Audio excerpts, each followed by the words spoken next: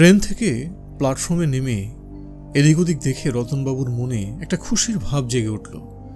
জায়গাটা তো ভালো বলেই মনে হচ্ছে। স্টেশনের পেছনে শিরীষ গাছটা কেমন মাথা উঁচু করে রয়েছে, তার ডালে আবার একটা লাল ঘুড়ি আটকে রয়েছে।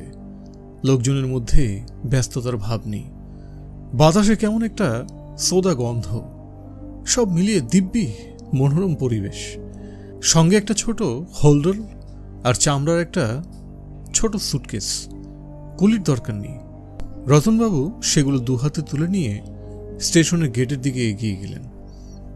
বাইরে সাইকেল রিক্সা পেতে কোনো অসুবিধা হলো না। ডোরাকাটা হাফ প্যান্ট পরা ছোকরা চালক জিজ্ঞেস করল, কোথায় যাবেন বাবু? রতনবাবু বললেন, নিউ মহামায়া হোটেল জানো?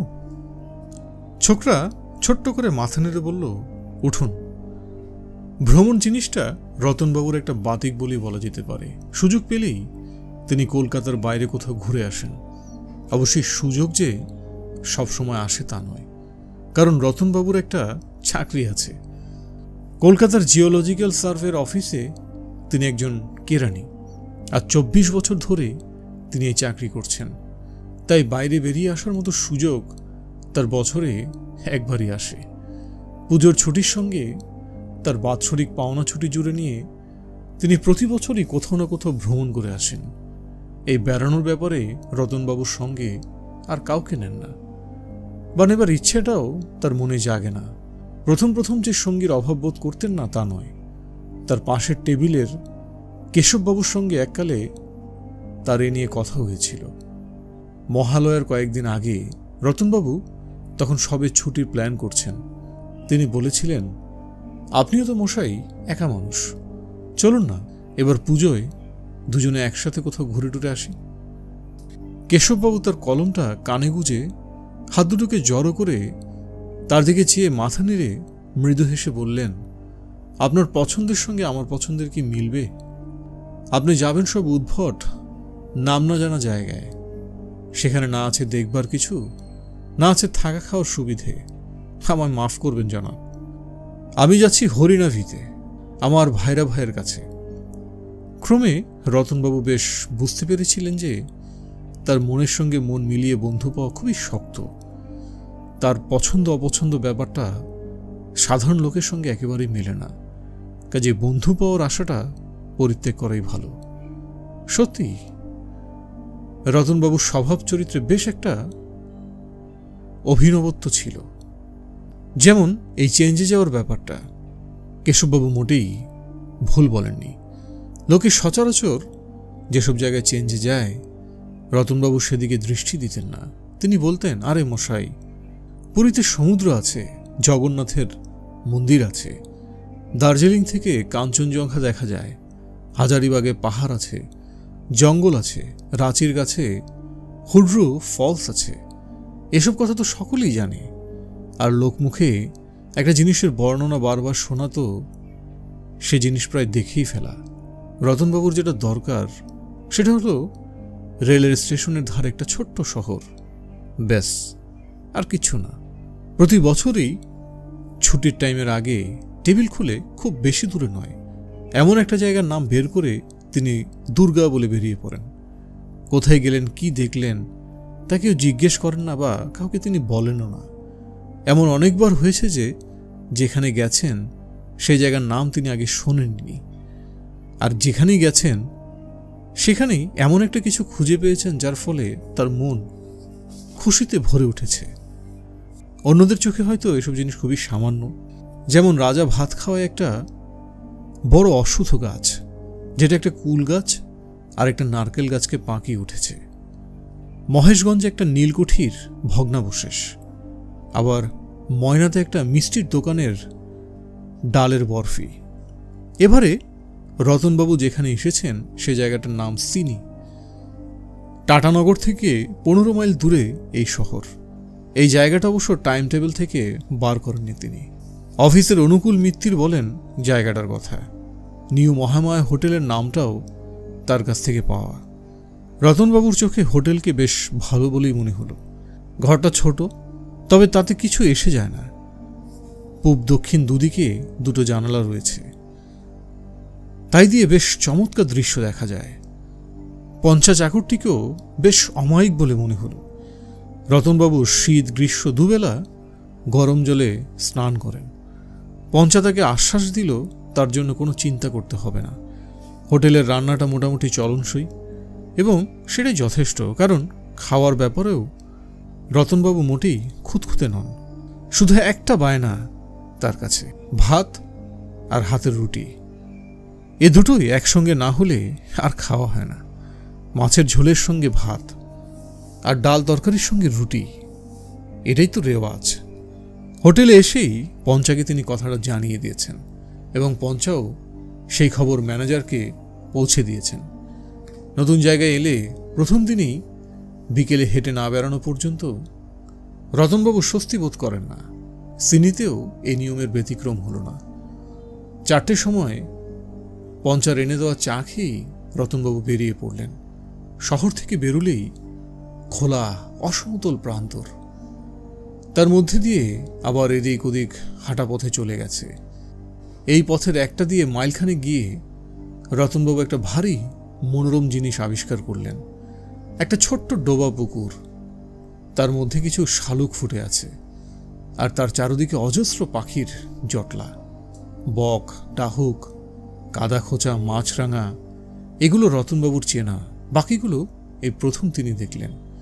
প্রতিদিন বিকেলবেলাটা এই ডোবার কাছে বসেই হয়তো রতনবাবু বাকি ছুটিটা কাটিয়ে দিতে পারতেন, কিন্তু দ্বিতীয় দিন আরও কিছু আবিষ্কার করার আশায় রতনবাবু অন্য আরেকটা পথ দিয়ে হাঁটতে শুরু করলেন।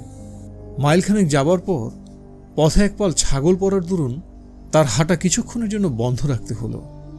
রাস্তা খালি হবার পর আরও মিনিট 5 হাঁটতেই দেখলেন সামনে একটা কাঠের পুল দেখা যাচ্ছে। আরও এগিয়ে গিয়ে বুঝলেন সেটা একটা ওভারব্রিজ, তার নিচ দিয়ে চলে গেছে রেল লাইন। পূব দিকে দূরে স্টেশনটা দেখা যাচ্ছে, আর পশ্চিম দিকে যত দূর চোখ যায় সোজা চলে গেছে সমান্তরাল দুটো লোহার পাত।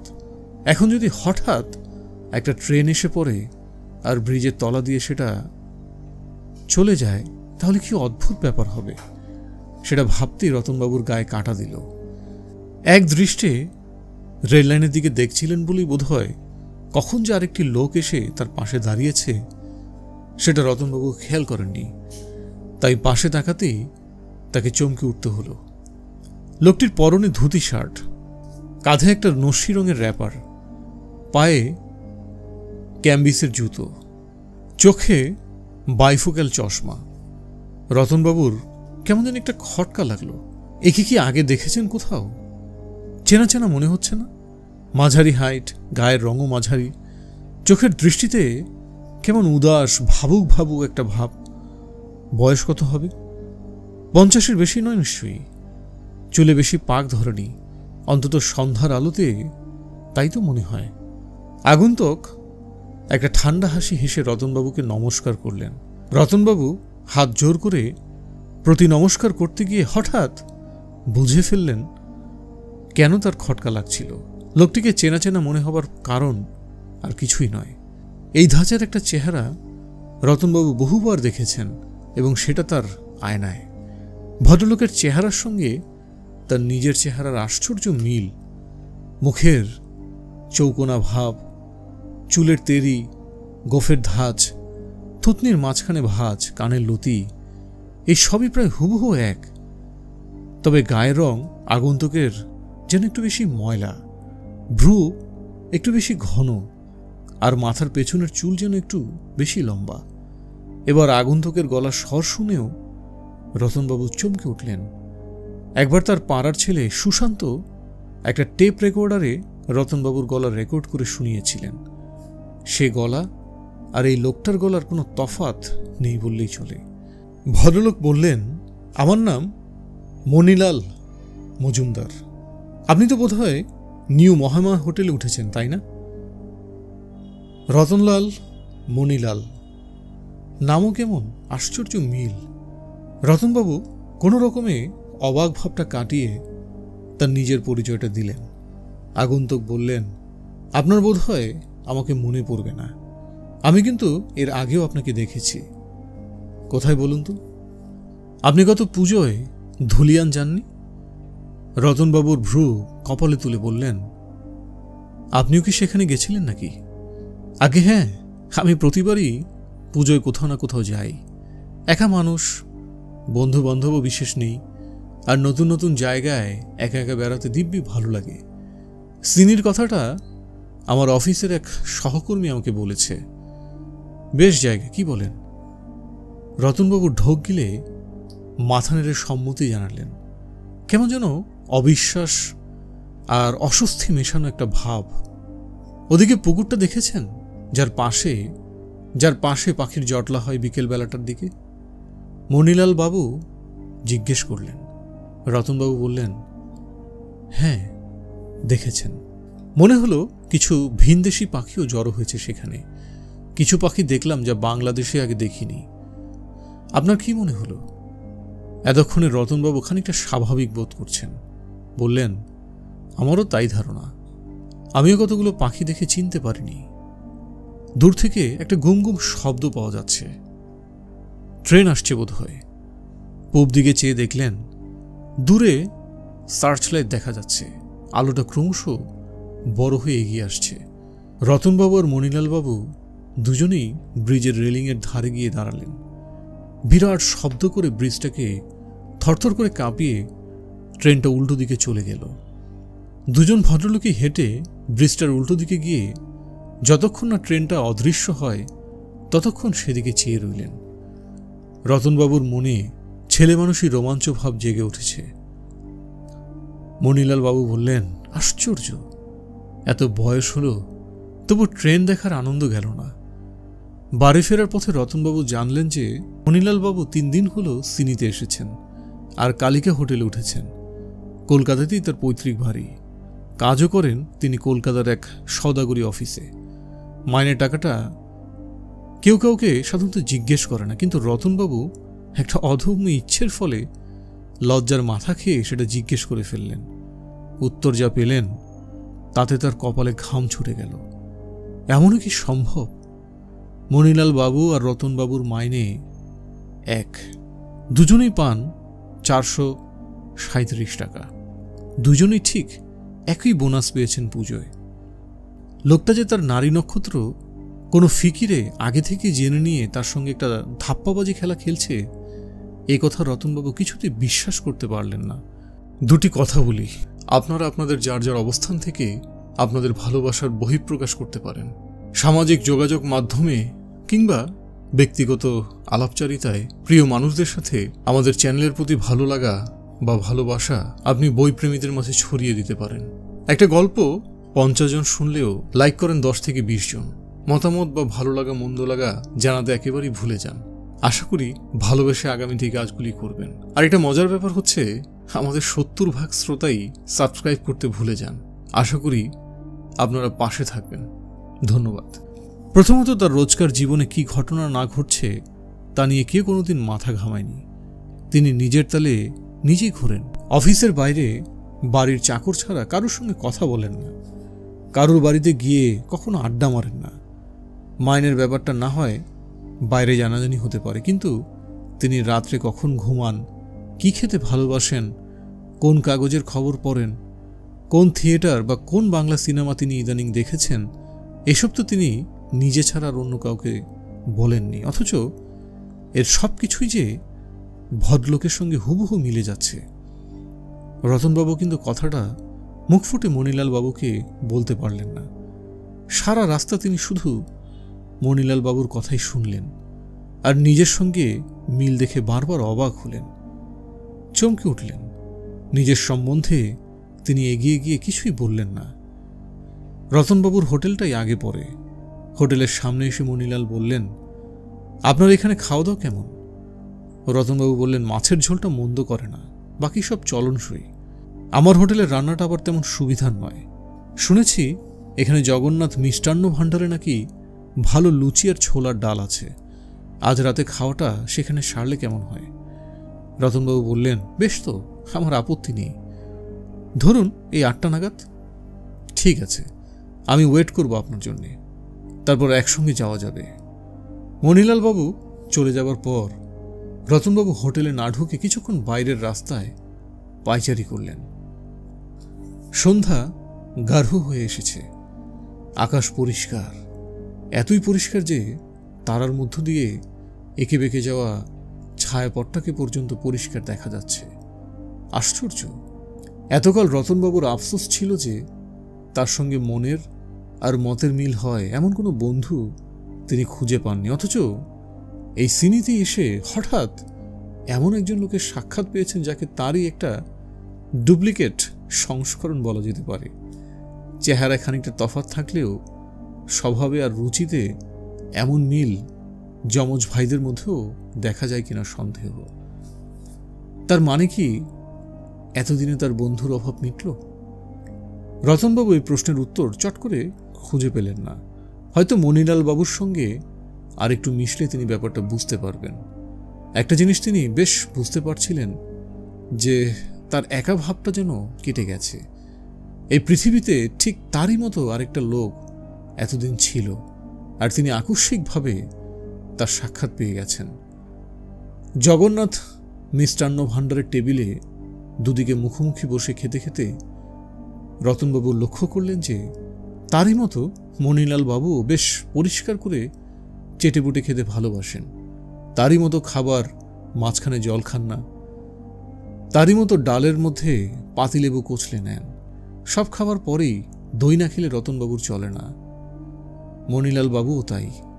খাবার সময় রতনবাবুর একটু অস্বস্তি লাগছিল এই কারণে যে তার সবসময় মনে হচ্ছিল যে অন্য টেবিলের লোকেরা তাদের দিকে ফিরে ফিরে দেখছে।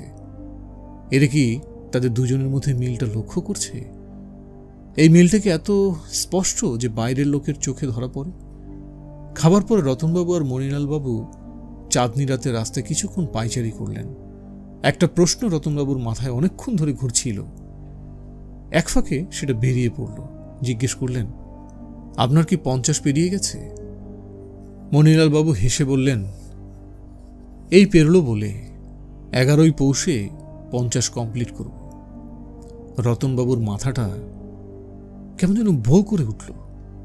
দুজনের জন্মদিনও 1323 সালের 11ই পৌষ। আধ ঘন্টাখানেক পায়চারি করার পর বিদায় নেবার সময় মনিলালবাবু হেসে বললেন, আপনার সঙ্গে আলাপ করে বড় আনন্দ পেলাম।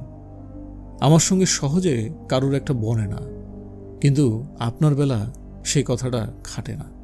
বাকি ছুটিটা বেশ আনন্দে কাটবে বলে মনে হচ্ছে। অন্যান্য দিন রতনবাবু 10টার মধ্যে ঘুমিয়ে পড়েন। সঙ্গে দু একটি বাংলা মাসিক পত্রিকা নিয়ে বিছানায় শুয়ে কিছুক্ষণ পাতা উল্টানোর পর আপনা থেকে ঘুম চলে আসে। শোয়া অবস্থাতেই হাত বাড়িয়ে বাতির সুইচটা পাওয়া যায়। সেটা নেভানোর মিনিট খানিকের মধ্যেই রতনবাবুর নাক ডাকতে শুরু করেন। কিন্তু আজ তিনি দেখলেন যে তার ঘুম আসছে না। পড়বারও ইচ্ছে নেই। পত্রিকাটা হাতে তুলে নিয়ে আবার পাশের টেবিলে রেখে দিলেন। মণিলাল মজুমদার।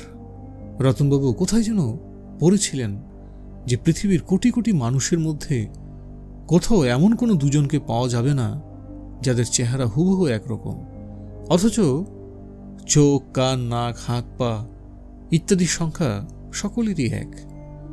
চেহারার হুবহু মিল না হয় অসম্ভব, কিন্তু দুজনের মনের এ আশ্চর্য মিল কি সম্ভব?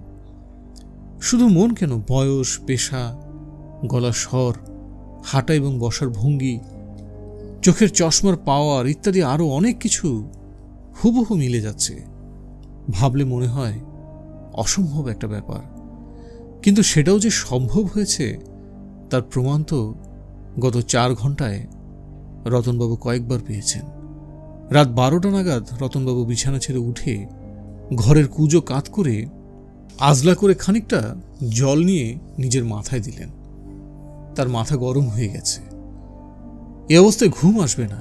ভিজে মাথায় আলতা একটা গামছা একবার ঝুলিয়ে নিয়ে আবার বিছানায় শুয়ে পড়লেন। বালিশটা ভিজে গেল, ভালোই। যতক্ষণ না শুকোয় ততক্ষণ মাথাটা ঠান্ডা থাকবে। পাড়া নিস্তব্ধ হয়ে গেছে। একটা পেঁচা বিকট স্বরে চেঁচাতে চেঁচাতে হোটেলের পাশ দিয়ে উড়ে চলে গেল। জানলা দিয়ে চাঁদের আলো এসে বিছানায় পড়েছে। কখন জানি আপনা থেকে রতনবাবুর মন থেকে ভাবনা মুছে গিয়ে তার চোখ দুটো বন্ধ হয়ে গেল। রাত্রে ঘুমোতে দেরি হবার ফলে রতনবাবুর সকালে ঘুম ভাঙতে প্রায় 8টা হয়ে গেল। 9টায় মণিলাল বাবুর আসার কথা। আজ মঙ্গলবার। মাইলখানেক দূরে একটা জায়গায় আজ হাট বসবে। গতকাল খেতে খেতে দুজনে প্রায় একসঙ্গেই হাটে যাবার ইচ্ছা প্রকাশ করেন। কেনার বিশেষ কিছু নেই, খালি ঘুরে দেখা আর কি। চা খেতে খেতেই প্রায় 9টা বাজল। সামনে প্লেটে রাখা মুড়ির খানিকটা মুখে পুরে হোটেল থেকে বাইরে বেরোতেই রতনবাবু দেখলেন মণিলাল বাবু হাসি মুখে এগিয়ে আসছেন। কাছে এসে মণিলাল বাবুর প্রথম কথা হলো, আপনার সঙ্গে কি আশ্চর্য মিল। সে কথা ভাবতে ভাবতে কাল ঘুমোতে অনেক রাত হয়ে গেল। উঠে দেখে 8টা বাজতে 5। এমনিতে ঠিক 6টায় উঠি। রতনবাবু এই কথারও কোনো জবাব দিলেন না। দুজনে হাটের দিকে রওনা দিলেন। পাড়ার কতগুলো ছোকরা জটলা করছিল। রতনবাবুরা তাদের সামনে দিয়ে যাবার সময় তাদের মধ্যে একজন টিটকারি সুরে বলে উঠল, মানিকজোর। রতনবাবু যথাসম্ভব কথাটাকে অগ্রাহ্য করে এগিয়ে চললেন। মিনিট 20 মধ্যে দুজন হাটে পৌঁছে গেলেন। বেশ গমগমে হাট। ফলমূল, শাকসবজি, তরকারি থেকে বাসনকোসন, হাঁড়িকুড়ি, জামা কাপড়, মুরগি, ছাগল ইত্যাদি সবকিছুরই দোকান আছে। ভিড় হয়েছে বেশ। সে ভিড়ের মধ্যে দিয়ে এ দোকান সে দোকান দেখতে দেখতে রতনবাবু আর মণিলাল এগিয়ে চললেন। ওটা কি পঞ্চানা? রতনবাবু কেন জানি তার হোটেলের চাকরটাকে সামনের ভিড়ের মধ্যে দেখে তার দৃষ্টি নামিয়ে মুখটাকে আড়াল করে দিলেন। ছোকরাদের মানিকজোর কথাটা কানে যাওয়া অবধি তার ধারণা হয়েছে তাদের দুজনকে একসঙ্গে দেখে লোকেরা মনে মনে হাসে। ভিড়ের মধ্যে দিয়ে হাঁটতে হাঁটতে প্রায় আচমকা রতনবাবুর মনে একটা চিন্তা উদয় হলো। হঠাৎ কেন জানি মনে হলো যে তিনি একাই ভালো ছিলেন, বন্ধুর আর কোনো দরকার নেই। আর বন্ধু হলেও সে লোক যেন মণিলাল বাবুর মতো না হলেই হয়। মণিলাল বাবুর সঙ্গে তিনি যতবারই কথা বলছেন ততবারই তার মনে হচ্ছে তিনি যেন নিজের সঙ্গে কথা বলছেন। প্রশ্ন করলে কি উত্তর পাওয়া যাবে সেটা যেন আগে থেকেই জানা। তর্ক করারও কোনো সুযোগ নেই, আলোচনার প্রয়োজন নেই, ঝগড়াঝাটিরও কোনো সম্ভাবনা নেই। এটা কি বন্ধুত্বের লক্ষণ? তার অফিসের কার্তিক রায়ের সঙ্গে মুকুন্দি চক্রতীর্থ গলায় গলায় ভাব, কিন্তু তা বলে কি দুজনের মধ্যে কথা কাটাকাটি হয় না? আলবোধ হয়, কিন্তু তবু তো তারা বন্ধু, সত্যি করেই বন্ধু। সবকিছু মিলিয়ে তার বরাবর মনে হতে লাগলো যে মণিলাল মজুমদার লোকটি তার জীবনে না এলেই যেন ভালো ছিল। ঠিক একই রকম দুজন লোক যদি জগতে থাকেও তাদের পরস্পরের কাছাকাছি আসাটা কোনো কাজের কথা নয়। সিনি থেকে কলকাতা ফিরে গিয়ে মণিলালের সঙ্গে হয়তো দেখা হয়ে যেতে পারে, একথা ভাবতেই রতনবাবু শিউরে উঠলেন। একটা দোকানে বাঁশের লাঠি বিক্রি হচ্ছিল। রতনবাবু অনেক দিনের শখ একটা লাঠি কেনার, কিন্তু মণিলালবাবু দর করছেন দেখে রতনবাবু অনেক কষ্টে তার লোভ সংবরণ করলেন। শেষে দেখেন কি মণিলালবাবু নিজেই একটার জায়গায় 2টো লাঠি কিনে তার একটি তাকে উপহার দিলেন। দেবার সময় আবার বললেন, এই সামান্য লাঠিটা বন্ধুত্বের চিহ্ন হিসেবে নিতে আপনার নিশ্চয় আপত্তি হবে না। হাটের পর হোটেলের দিকে ফেরার পথে মণিলালবাবু অনেক কথা বললেন। তার ছোটবেলার কথা, তার মা বাবার কথা, তার স্কুল কলেজের কথা। রতনবাবুর শুনতে শুনতে মনে হচ্ছিল যে তার নিজেরই জীবনের কথা যেন কেউ তাকে গড়গড় করে শুনিয়ে যাচ্ছে। বিকেলবেলা চা খেয়ে দুজনে মাঠের মাঝখানে পথ দিয়ে ব্রিজের দিকে হাঁটতে হাঁটতে রতনবাবুর মাথায় ফন্দিটা এলো। কথা তাকে বেশি বলতে হচ্ছে না, তাই মাথাটা কাজ করছিল ভালো। দুপুর থেকেই মনে হচ্ছে এই লোকটাকে হটাতে পারলে ভালো হয়, কিন্তু উপায়টা মাথায় আসছিল না। ঠিক এই মুহূর্তেই পশ্চিমের আকাশে কালো মেঘটা চোখে পড়তেই রতনবাবুর উপায়টা যে তার চোখের সামনে জলজান্ত দৃশ্য হিসেবে দেখতে পেলেন। তিনি দেখলেন যে তারা দুজনে যেন ওভারব্রিজের রেলিংয়ের ধারটায় দাঁড়িয়ে আছেন। দূরে পশ্চিম দিক থেকে 6টার মেল ট্রেনটা ঝড়ের মতো এগিয়ে আসছে। ইঞ্জিনটা যখন 20 গজের মধ্যে এসে পড়েছে তখন তিনি মণিলাল বাবুর কাঁধে প্রচণ্ড ধাক্কা দিলেন। রতনবাবু হাঁটা অবস্থায় চোখ বন্ধ করলেন। তারপর চোখ খুলে আর চোখে একবার মণিলাল বাবুর দিকে দেখে নিলেন।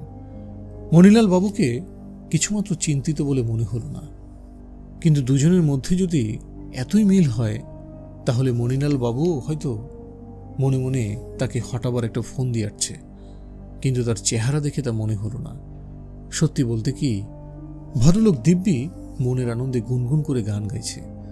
হিন্দি সিনেমার এই গানের সুরটা রতনবাবু মাঝে মাঝে গুনগুন করে থাকেন।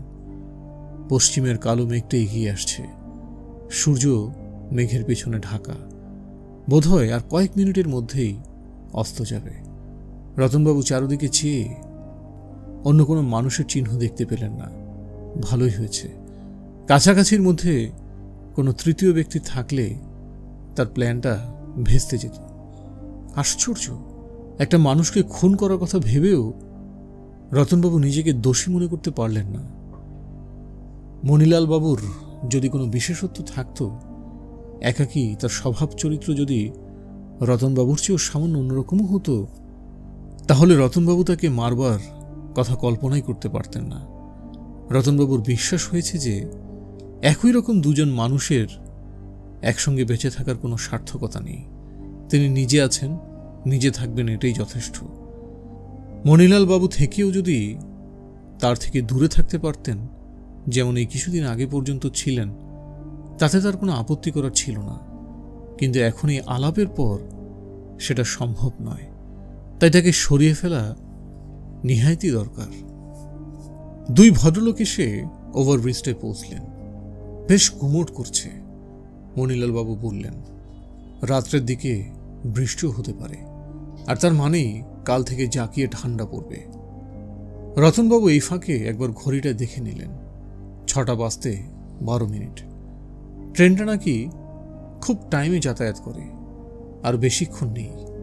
রতনবাবু তার জড়ভাবটা ঢাকবার জন্য একটা হাই তুলে বললেন, বৃষ্টি হলেও ঘন্টা 4-5 আগে কোনো সম্ভাবনা আছে বলে মনে হয় না। সুপুরি খাবেন? মণিলাল বাবু পকেট থেকে একটা গোল টিনের কৌটা বার করে ঢাকনা খুলে রতনবাবুর দিকে এগিয়ে দিলেন। রতনবাবুর পকেটেও একটা কৌটায় সুপারি ছিল। তিনি সেটা আর বার না করে, সেটার কথা উল্লেখও না করে, মণিলালের কৌটা থেকে এক টুকরো সুপুরি নিয়ে মুখে পুরে দিলেন। আর প্রায় সেই মুহূর্তেই ট্রেনের আওয়াজটা শোনা গেল। আজ ট্রেনটা 6টার একটু আগেই চলে এসেছে।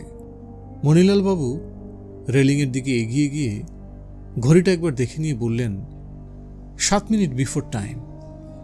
পশ্চিমে মেঘ থাকার জন্য আজ অন্যদিনের চেয়ে চারদিকে একটু বেশি অন্ধকার, তাই হেডলাইটের আলো আরো বেশি উজ্জ্বল বলে মনে হচ্ছে।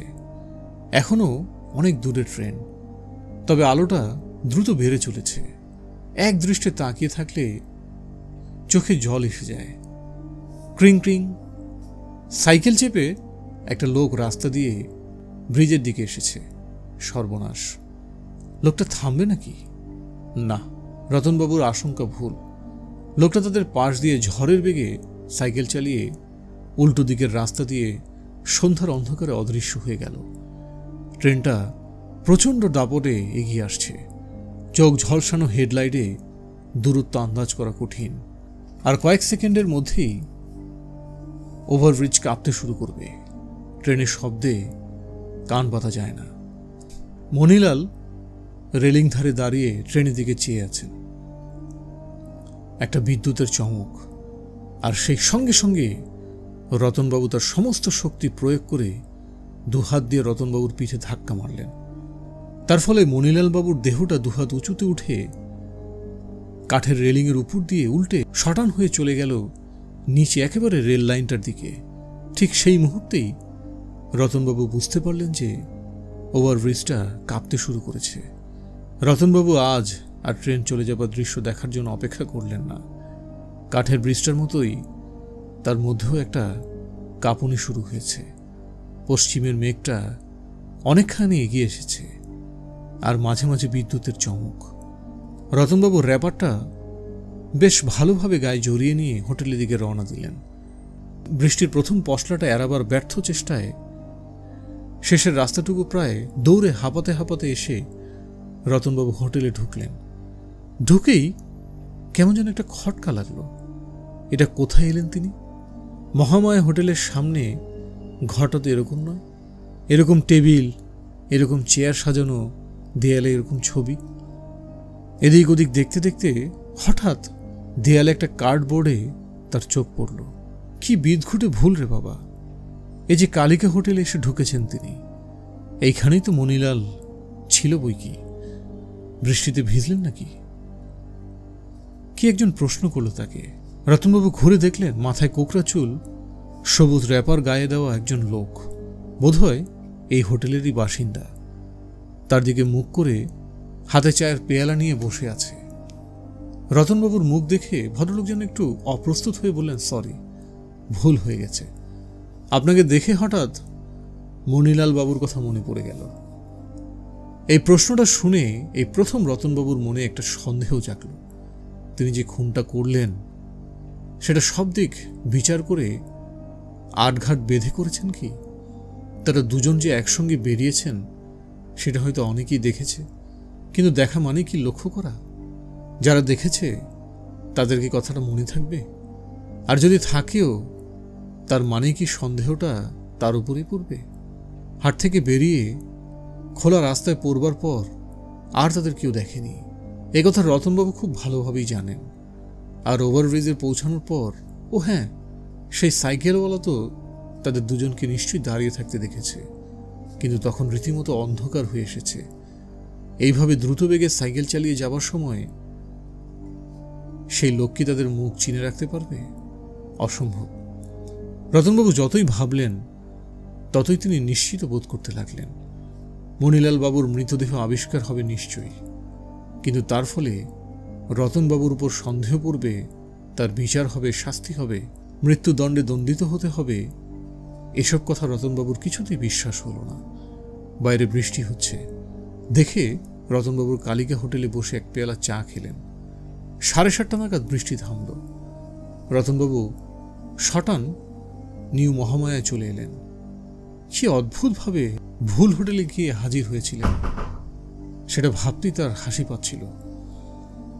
রাত্রে পেট ভরে খেয়ে বিছানায় শুয়ে দেশ পত্রিকা খুলে অস্ট্রেলিয়ার বুনো জাতিদের সম্বন্ধে একটা প্রবন্ধ পড়ে রতনবাবু ঘরের বাতি নিভিয়ে দিয়ে পরম নিশ্চিন্তে চোখ বুঝলেন। আবার তিনি একা এবং অদ্বিতীয়, তার কোনো সঙ্গী নেই, সঙ্গীর কোনো প্রয়োজনও নেই। তিনি এতকাল যেভাবে কাটিয়েছেন এবার ঠিক তেমনইভাবে কাটাবেন। এর চেয়ে আরাম আর কি হতে পারে? বাইরে আবার বৃষ্টি শুরু হয়েছে, আর তার সঙ্গে বিদ্যুতের চমক আর মেঘের গর্জন, কিন্তু তাতে কিছু এসে যায় না, কারণ রতনবাবুর নাক ডাকতে শুরু করেছে। পরদিন সকালে চা দেবার সময় পঞ্চা বলল, ওই লাঠিটা কাল হাটে কিনলেন নাকি বাবু? রতনবাবু বললেন, হ্যাঁ। কত নিল? রতনবাবু দাম বললেন, তারপর গলার স্বর যথাসম্ভব স্বাভাবিক করে বললেন, তুমি গিয়েছিলে হাটে? পঞ্চা একগাল হেসে বলল, হ্যাঁ বাবু, দেখলাম তো আপনাকে।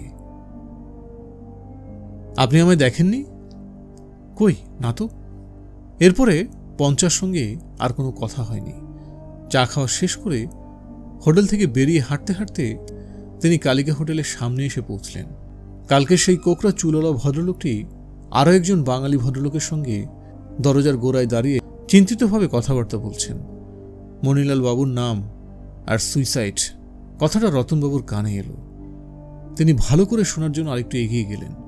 শুধু তাই না, একটা প্রশ্ন করে বসলেন, কে আত্মহত্যা করল মশাই? গতকালের ভদ্রলোক বললেন, কাল আপনাকে দেখে যে লোক বলে ভুল করেছিলাম তিনি। সুইসাইড? সেরকমই তো মনে হচ্ছে। রেল লাইনের ধারে লাশ পাওয়া গেছে, একটা ওভারব্রিজ আছে, তারই ঠিক নিচে, মনে হয় উপর থেকে লাফিয়ে পড়েছিল। ভদ্রলোক এমনিতেই একটু অদ্ভুত গোছের ছিলেন, কারোর সঙ্গে বিশেষ কথাবার্তা বলতেন না। আমরা ওকে নিয়ে বলাবলি করতাম। Dead body? পুলিশের জিম্মায়। চেঞ্জে এসেছিলেন ভদ্রলোক, চেনাশোনা নেই কেউ এখানে।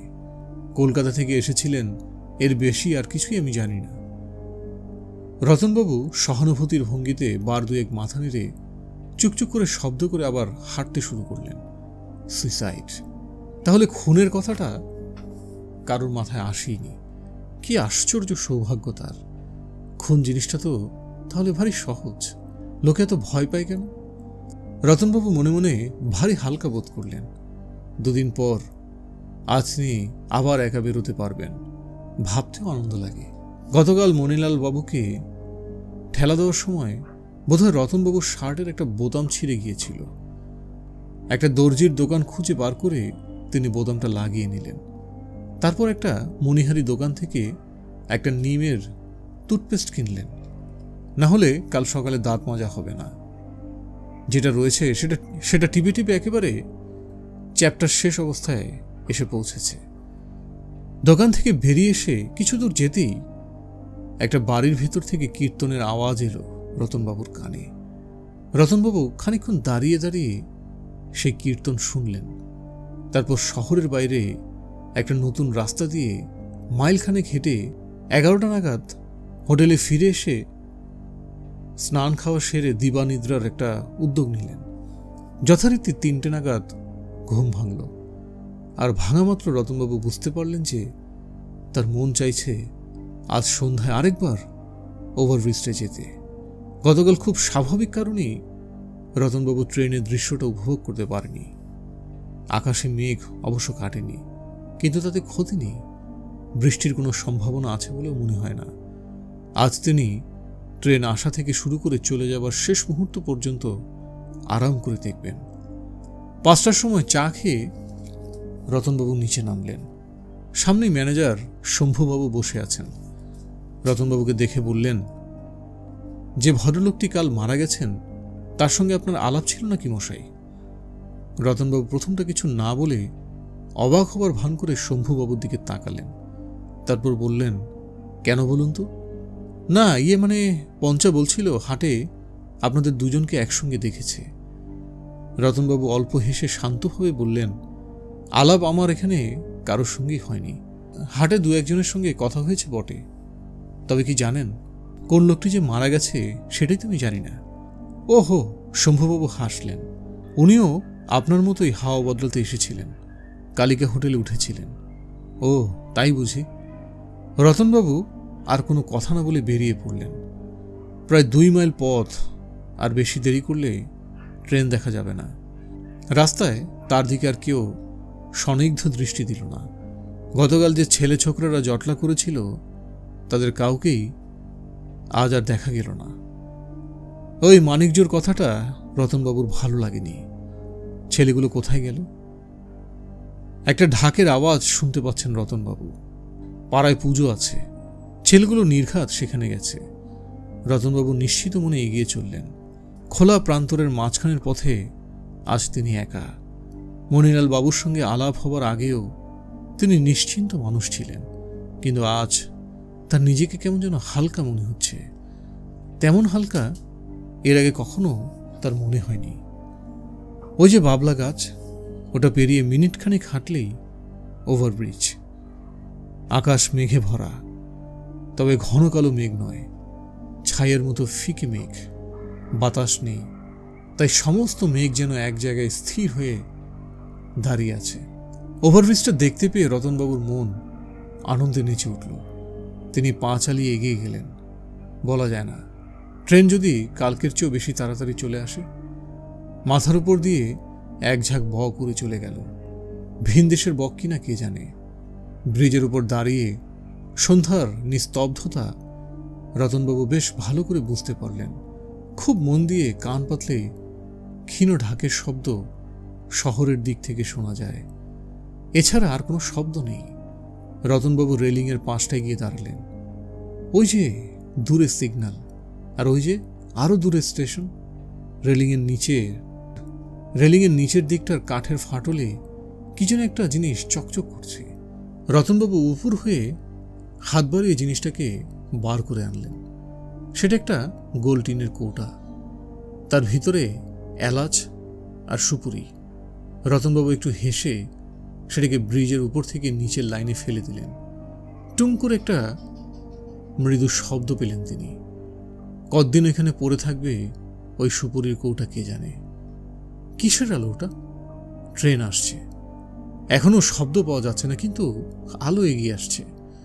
রতনবাবু অবাক হয়ে আলোটা দেখতে লাগলেন।